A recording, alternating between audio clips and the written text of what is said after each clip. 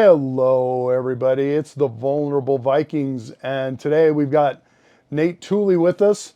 But first, I wanted to tell everybody make sure you're looking on Spotify, on YouTube, all those places that you see or listen to your podcasts, and look up the Vulnerable Vikings. And we also have a Facebook page called Vulnerable Vikings, and we'll soon have an Instagram page as well. Put little snippets up there. But please listen in. We've got, let's see, we're a few shows we've shown, and we're going to have a few more. So we're here in the Longhouse in beautiful downtown Riverton, and Nate has been kind enough to meet us on a different day than we normally tape. So Nate comes to us from far, far away. He drove far, far away from far west, right? West Point. Close. West Point, Utah. Clear up For any there. of you outside Utah. Nate, you and I have known each other for a long time, and we started talking about. I started talking about doing this podcast, Yeah. and I definitely wanted to have you on because you definitely have a life that's well lived, well appreciate that. experienced, and you wanted to talk. I know you want to talk about your youth and stuff like that, but also we want to talk a little bit about, as we get to it, want to talk about a little bit of your pain management Okay. world, that whole world too, Yes. because that is a lot of what a lot of people have and stuff like that. Absolutely. So this is off the cuff. This is whatever you wanna say, whatever you wanna do. But no, go for it. Tell us a little bit about how what your bringing up was, or I think you pretty much brought yourself up. Correct. Thanks for having me, by the way. Sure. I appreciate it. I mean, we've been friends for years, and I respect you a lot for what you've Well, done with the don't boat do through that. Broken and all that. So, I Don't do mean, that. I think we all have a real passion to help people and Right. be able to reach out to them. But my upbringing was way different than I think a lot of people, would think, especially growing up in Utah for the most part when I was like 6 or 7. I actually, because of this, started writing another book on it, and I actually looked back and looked at phases of my life, and I figure like that first phase of my life was called the lie, because my parents wanted to have this mystique of growing up in the church and being a certain way, but at home, it was way different. They fought nonstop. It was, I mean, the words and things that I heard, no 8-year-old should ever hear. Right. To the point where I just basically did my own thing, and then my dad was just gone by 12. So my mom had to work a couple jobs, and I was basically left to do whatever I wanted to do, Right. and thank goodness I mean, I could have gone in multiple different directions. I had friends offering me, everything.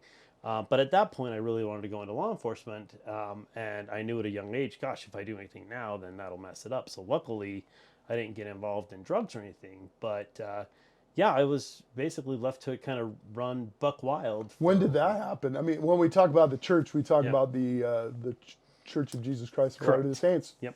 Yeah, very prominent here in Utah and Yes. around the country. But yeah, there's other churches too. But It- so it was kind of facade. Absolutely. What 100%. age were you like left to just do your thing? 12. 12. Yeah. Okay, it's a Yeah. good time. Yep. So a couple years, and then at 14, luckily, I've been blessed to have some mentors in my life. What kinds of things did you get into at 12? Oh, Everybody thinks, oh, you can't get in much trouble in everything. Utah. Oh yeah. Other than drugs or anything Right. like that, but running around all hours of the night, running around golf courses, being able to, creating teepees out of all 18 hole things. Yeah, nothing that would be Just a little serious bit. enough, Yeah. for us to be bad. But we were picked up by the police a few times, and they Right. just took us home. But yeah, stealing, fence, signs off the fence posts that we thought were cool, and Sure. stuff like that. And then luckily, one of my friends started doing karate. So at 14, I was like, oh man, this would be really, I'd like to do that. We had zero money to do anything. And luckily I had a mentor say, look, if you really want to do this, I'll let you clean the studio. So I cleaned the studio for about 3 months straight without doing Kind of a sand the floor kind of thing. Kind of exactly. There's a little Karate Kid, a little wax on, yeah, wax off. yeah. And then after 3 months, he saw that I was serious about it, and I kept cleaning and was able to take lessons. And then that kind of started off my martial arts career. Don't you think that the martial arts probably kept you, focused and kind of Absolutely. primed for sure? Absolutely. If I didn't have that, I could have gone way different What's paths. that world like right now? Are there per capita? Is there less kids getting involved in the martial arts? Are there as many? Do you know? I think it's probably pretty much the same. The difference I that would I hope see, that it would be greater because there's not so much, absolutely. you know. I would hope. The difference is you have a couple different karate studios out there. You've got ones that are in it to make money and ones that are in it to actually help people. So you've got to dig deep to find Gotcha, those right ones because a gotcha. lot of them on the surface are, hey, we develop this, we do this. But then if they're all using young instructors and not paying those young instructors and just letting them run things, then they're doing it solely for the money side. Right, And granted, I want studios to make money, but there's got to be a balance of real help, real, world situations, and helping those kids develop real skills like the right. discipline, like the respect, um, shaking hands, looking in the eyes, saying please and thank you. Things that, typically we don't see from a lot of the youth. I mean, Right, I say youth, I right, feel like I'm 14 mentally, right, even though right, I'm 45 now. right. But when it comes to a martial arts studio, I would want to put my kids in somewhere that's investing in them, as well as having, having the younger instructors help them, but not leave it to them. Well, that's such an interesting art form, I would imagine, because it it's not like video games. It's not like, you are teaching really the art of manliness and womanhood. I mean, let's use both genders. Yeah. There's many genders, but let's use those two for right now. Um, but yeah, we don't teach that anyway, and parents don't teach that anymore. Mm-mm. And that's what's interesting, sir and ma'am, and yet, that kind of, you can't Yep. really use those anymore. But so you've been involved in martial arts for, well, pretty close to what, 30 31 years years now? now. Yep. And that pretty much made you or helped you kind of reach that place where you knew what to, you knew Yep. how to kind of get through the world. Hard I knew work, right and wrong at discipline, that point. things like, Discipline, yeah, confidence, especially too, right, because I think a lot of younger kids don't have that confidence. They're, either they're too confident and think that they can do everything without the hard work, or they don't have the confidence that they can follow through with it. right, And there's that balance there of being able to say, I'm going to succeed at something no matter what, and put right, the hard work in for the long haul. If it's not easy, don't just sure, give up. That's sure. I see Uh, that in my own kids from time to time. so mom and dad get divorced, Yep, mom and dad and divorced. you're on your He's own. gone. What She's was your doing two first jobs. entry? I mean, obviously adulthood, but what? I mean, did you aspire, obviously law enforcement, but college, or your mentors were they like, I don't know what you call Yeah, masters, what or my people first that my first mentor was the owner of the karate studio. He was phenomenal. He acted like a dad to me, hmm and up until the point until I was about 21, and then needed to move on to the next phase of my it's so life. important. You know, I get a lot of single moms and even single dads that'll ask me, what can you yeah, do? What can you do? And I get them involved in something that's will yep, teach them those skills. And the martial arts are, I mean, I can't think of anything better it's other than phenomenal. wrestling. I Anything mean, physical wrestling, too that well, wrestling is just such a I mean, team sports are great, but individual sports are, you learn so much early about yourself as a yep. young man or a young woman. But So, it's still with competition comes that respect, yeah, and you're going to lose. yep, if you You're going to lose, you you got to lose. get off the mat. There's You no got to get up. participation trophy. That's Just right. deal with it That's and right. learn from those mistakes. Right. That's the thing that especially I see in my kids, and a lot of when they have friends over, they don't always want to understand that, hey, you made a mistake. That's okay. Sure. That's fine. Now let's learn. What did we learn from Right. that mistake? I want you to make mistakes. I want you to learn from them, but don't just throw them under the rug and say, Right. oh, I didn't really make a mistake, Right. you know? So next phase of life, tell us a little bit about that. So the next phase, I really was wanting to be into law enforcement, but at that time, this was back when they were only accepting candidates if you had a post certification and all of that, and I didn't have any money. So one of my students, I became friends and still have dear friends that have been students of mine for 30 years. Right. That said, hey, you're great at selling. You've sold, I had over 600 students under my belt at the time that I left. Wow. And so she said, hey, look, if you don't like doing insurance, I'll pay for your academy. I'm like, this is great. I'll go do this. And then lo and behold, I was there for 20 years doing, Right. Right. doing dental and life and disability Right. insurance for 20 years. And that's what you've done for quite some time. Yep. I'm sure that's rewarding. I mean, I'm sure that's, through everything.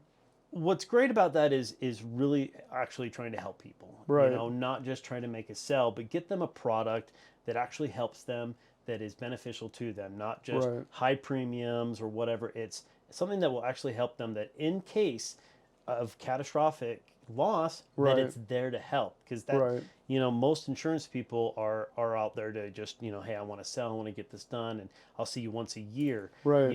And we've always had that philosophy of, we're here for you no matter what, at whatever Right. point, because if you have to contact us 2 a.m, it's probably the worst day of your life. Probably very similar to being a police officer, where Right. when you interact with someone, that may be the worst day of their life. How can you help make that better?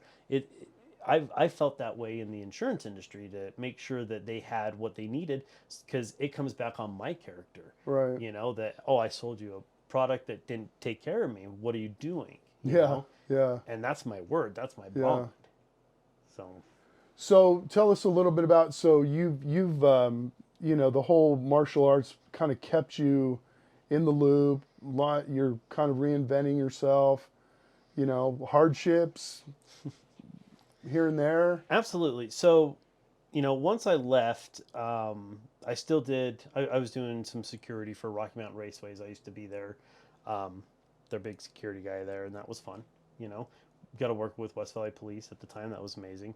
Um, but being able to still continue to do seminars and teach on the side was something I was very passionate about as well, because I really want to help people understand that you don't need to be afraid. You don't need to, worry about being overwhelmed by someone from a Right. confidence level, or even physically. Like, I do a lot of women's self-defense seminars and teach them body mechanics, because it's not how strong you are, how big you are. You twist the knee a certain way and you take it out. It doesn't matter, how big you are. Knees don't bend certain ways. Right. And so we continued to do that. And through that time, I went through really that rebuilding phase of my life was being married for a year and understanding that that was a very bad situation. And that also taught me a lot about who I was, and really installing the big core belief of brutal honesty. I unfortunately, after that, I had to go through all of that, which I felt I was brutally honest with her, but in hindsight I wasn't. And I had to kind of grow up inside and go, this is not right. Right. So from that point on, business wise, personally, just Like brutal honesty. personal integrity, like you Everything. say what you Yep. say and you do what you do because you say Absolutely. it. Yep. And it's funny, because when you started doing that, if there was any lies, you don't have to worry about it, because the truth is the truth, and it's Right. easy to remember. Right. You You don't can't have sit to and catch go, up. wait, which lie did I tell to this person? And that led me to be, I believe, successful in business, successful with, bringing seminars to people that were meaningful. Right. That When did that happen? How long ago was that? I was about 28 when that So it's epiphany happened. kind of a almost 20 years ago where Yeah. you're just like, oh crap, if I don't, Yep. I'm living this Done with false being life. this. If I don't do this, Right. I'm not going to be happy Right. internally. Are you not a personal thing? Are you a member of the church now again? Yeah, I am now, Yeah. and um, So did you find that faith and the discipline of martial arts and the the whole kind of little bit of a transformation yeah, at 28, which is pretty cool, kind of helped you all three of those things? absolutely. Because before that, I mean, we we were we were young and we had friends and we go out and we'd party and all that, and I saw that life and that was great. That was fun, Right, but I also knew how I felt the next morning. right. So then I had another relationship, and I thought, wow, this relationship's gonna be great. And I tried to go back to the church with her, and that did not mesh, and we didn't work out. But I had that after that. I kind of had that, feeling of I want to be back with some, form of religion that Sure. that Some I structure or enjoyed whatever, the yeah. structure, and the church was really good to me back when I was younger. Mm-hmm. I wanted to, and so I explored that, and then um, luckily when I was 35, I met my lovely wife, and I was already like 3 or 4 years into the process of going back to church, and she's been an amazing member, and she was like, this is perfect. So Oh, that's cool. that led into Right. that marriage, and my lovely wife is, now that we've been together for You 10 years, must say lovely wife. she's amazing. Yeah. She She is, is. she's the She better half. is. She really is the better I've half. met her. She is. So Yeah. The but better half, aren't they all? they are. There's a country song that says, yeah, that I married up and whatever she married down or something like that. Yep. Something like that. Well, and the honesty thing played a huge part there, because at that point, she was newly divorced. I was her first date after she was divorced, and it went great. But then I also had, someone else that wanted to date me, and I said, "Hey, I'm gonna date this other girl. Right. and I was really, really super honest with her about it. I think we had 2 dates, and then I said, "Hey, sorry, I'm gonna date this other girl." Wow, that's yeah, instead Um, of both of them, yeah. I just and That's great. she went off and dated, which was good because I didn't, she needed to experience other people as well and Sure. be out there. But she kept looking on it was on an app, and it was one of those apps that you don't think about. But we met on Tinder, Sure. and we were a Tinder story, and it Hey, worked. you know what happens on Tinder? A lot of Marriage. Tindering going on. Well, I heard it was more than just Tindering. All I But found was marriage at that point, well, that's but good. It works then. it did work. It If did you work. there's not too many really success stories on Tinder, but Yeah. that's a good one. You got one here. Well, it's funny because she kept looking to see, and I guess on the app you can see if people log in or not. Oh yeah. If you So like and 4 months I was figuring stuff out with another girl. For 4 months I didn't log in. I didn't is that check. swipe left or swipe Something right? like that. Yeah. Yeah, I think that's swipe right or something. And so she would look and she's like, "Hey, you didn't look." So Right. when that was over, I went back. I came back and said, "Hey, I'm not dating her anymore. I think that there's something there with us. I'd love to take you out again." And she said, "Look, I checked on you. You didn't check. You didn't log in once, because people log in." And I'm like, "No, because I was trying to date her." She from that she said, "That's all I need to know about you." There you go. There you go. And that comes back to just the honesty, the integrity of why would I want to Right. when I Right. have this Right. and looking elsewhere. And I did share with her, mentally I'm 14. I apologize. As long as you understand that. Well, I'm And she's 60 still and I'm married. mentally 13. Yeah. Switching gears a little bit, I Yes. appreciate that. No, you do have a really great, successful marriage. We talked about that and kids and all that fun stuff. Talk to the people about pain management, your pain, Okay. because since I've known you, you've been managing it and, been brutally honest about where you've gone and and you're trying to not take this narcotic and not do that. Anyway, give Absolutely. us the lowdown on how it got started and then, up into including the last few months where Absolutely. yeah. So I had a degenerative disc disease. And while doing martial arts, it blew on me. So A disc, a disc, which is so enough. Yeah. L5S1 literally blew up in my back. Right. And I then transitioned over to the insurance company, and I was 21, 22 ish, and trying to figure out how I could barely walk. People would make Yeah. fun of me. Physical therapists wouldn't believe I was in that much pain. They're like, you just want pain meds. I'm like, no, I really need Yeah, help I here. remember you telling me that part. It's That's bad. crazy. Needing something and not being able to get it. Nothing. Yeah, Nothing helpful. right. Until one day a doctor said, let's do an MRI. And he called me up and said, I need to get you an emergency surgery. 3 days later, I had my disc out. I was Wow. L5S1 fused together Right. during September 11th. So I was in bed and all I watched was Watching. the terrorist attacks. Jeez. So for 3 weeks straight. Well, they really didn't happen, so Okay. don't worry about it.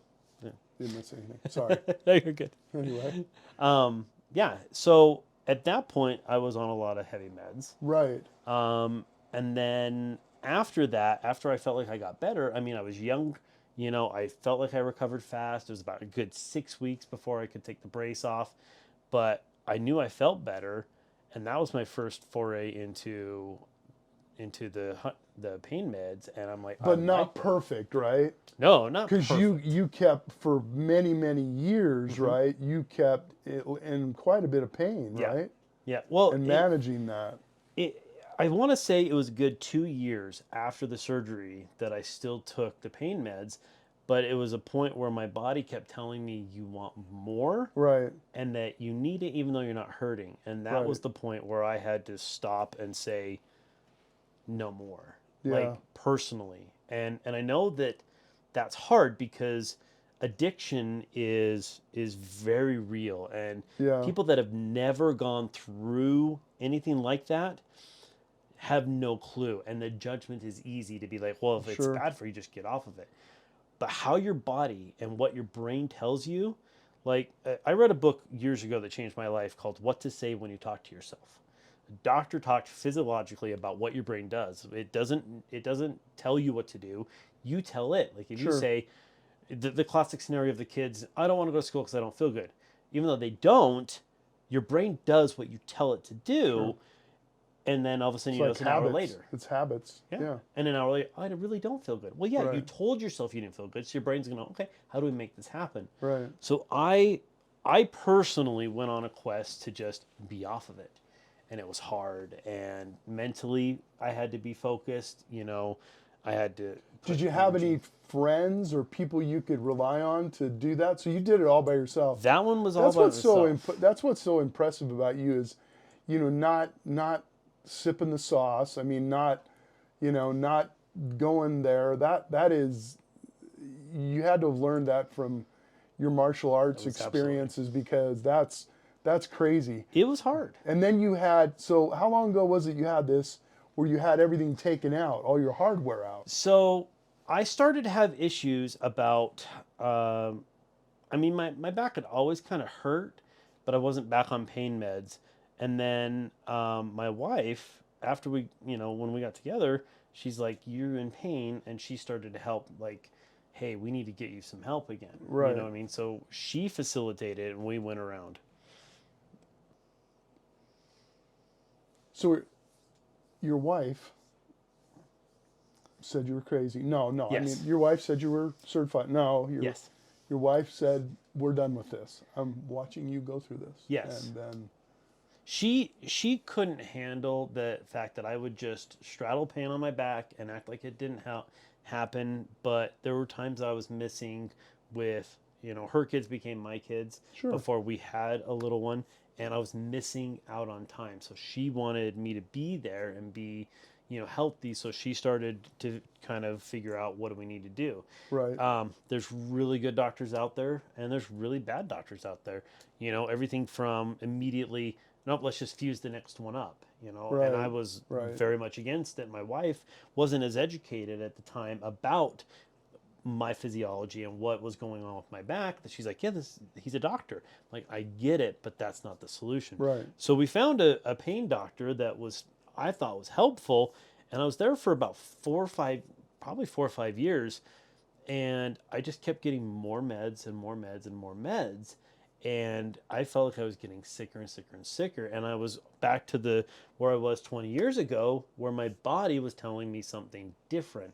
Like I was in severe pain, but I probably didn't need that level of pain meds to the Right. point where I was even on fentanyl patches at a certain point, and I'm going, this stuff's in the news, and you know, you research it, and you can OD and like that on this Mm-hmm. stuff, and I'm on huge amounts of it to help my pain. Well, luckily we had some good friends and some good people that said you should try this other doctor, and they said let's take the metal out of your back finally. You know, it may work, it may not. That was the right solution. This other pain doctor said absolutely won't help you, will not do anything, and I felt like in hindsight now that if I were to stay there, I'd still be sick. Sure. I'd still be on, you know. But after that, I got all the metal out, and which was an arduous process by itself. And I actually take it when I do seminars, and I show everyone all That's the four cool. thousand dollar titanium That's cool. screws and stuff That's really that cool. came out. But now I'm almost 100%. My back hurts, but I'm 45. I expect it Isn't to that hurt. something though? That's amazing. I know, that I'm glad you shared that. I mean, you take all that metal out and I mean you're not doing somersaults, but I mean you're in good shape again. Teaching martial arts, you How's know, a your couple days a pain? week, it's next to nothing. Wow. You See, know, that's just crazy. next to nothing, and That's and just being able to get crazy. off and wean down and have some really good doctors, you know, go let's get you off this. So I mean, I was immediately getting off the fentanyl and just like I was like I'm done. That's just crazy, huh? And you have a bad week, and again, that's where you feel like when people talk about addiction with, you know, hard and heavy drugs, it grabs a hold of you because my body again was telling me you need this med, even though Right. my back's like, oh, I'm feeling great. Your body is saying take this or you'll die, Right. like literally. Right. And again, if I didn't have my wife and my family there that to support me, you know, it'd be hard. But mentally, you have to be ready mentally as well as physically if you want to get off of the meds or Yeah. anything at that point. I think your story is important to kind of to kind of wrap up. Sure. But so from pain to your youth, the whole thing, you talk to different people in different, you're pretty multitasking in that way. What are your messages in a couple of those areas, or those areas? I mean, from martial arts to, as you Sure. go on to the other things, what are your messages to people? Well, first, if you're struggling with any type of addiction, know that you are enough, that you can be capable of getting off of it. It is possible. You Seems have to we've want heard to that before, mentally. haven't we? You have to be And ready don't edit that mentally. one. We've heard that one before.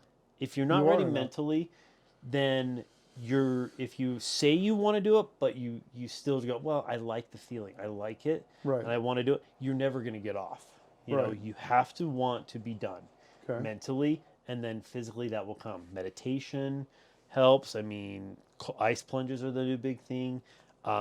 That's just great for after working out, which Mm-hmm. we'll make sure you do one of these days. That would be a good film.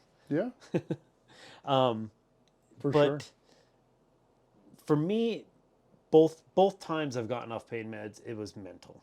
It wasn't physical. Your body tells you one thing, you have to do another. So go to a good pain guy that actually understands the meditation perspective as well as the physical. You know, like I went to some great people in Layton, Dr. West, Jeremiah West. I'll put a plug out there. Him and his colleagues, phenomenal. They Right. truly want to help and get people off every kind of substance that unless you are Sure. absolutely needing it. Yeah. You know, like I literally was on a 50 milligram patch of fentanyl every other day. I mean, I was just, Jeez. it was bad. You know, luckily it didn't affect me mentally, like where I didn't feel out of control. Yeah. It was because he kept ramping me up. It just was like helping That's with the crazy. pain. I'm like, this got to be a different way, Right. you know, and getting off of that's tough, but you can do it. It is possible. Let's switch gears a little Sure. bit. Other messages that you may be giving out. From a martial arts and self defense perspective, especially these days with younger people, females that are younger, you know, we see it everywhere, you know, with assault, kidnapping, Right. all of it.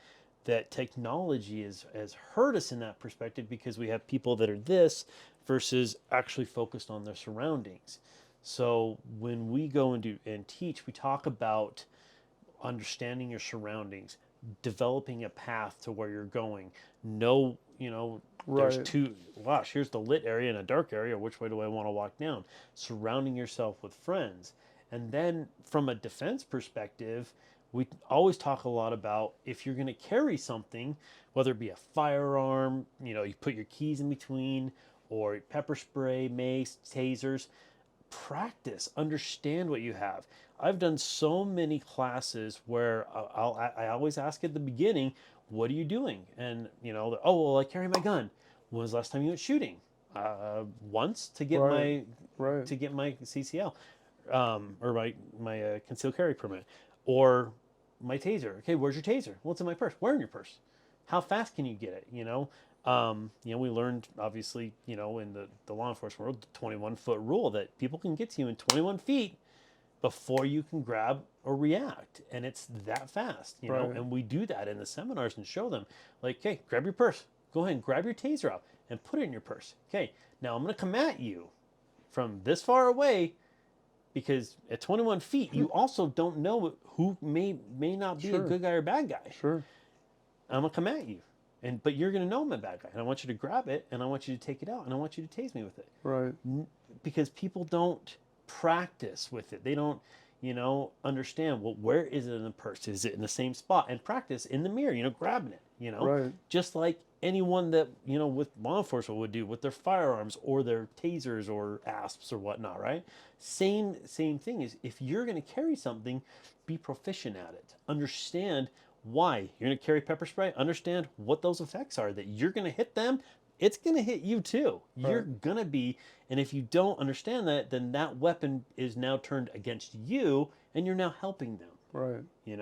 So, be aware of what, if you're going to have something, great. I'm a big advocate of firearms and, tasers and everything, but understand what they are and practice. Go out and go to the range once a month and Awesome. practice it. Good stuff. We're gonna put up his info because you do those seminars.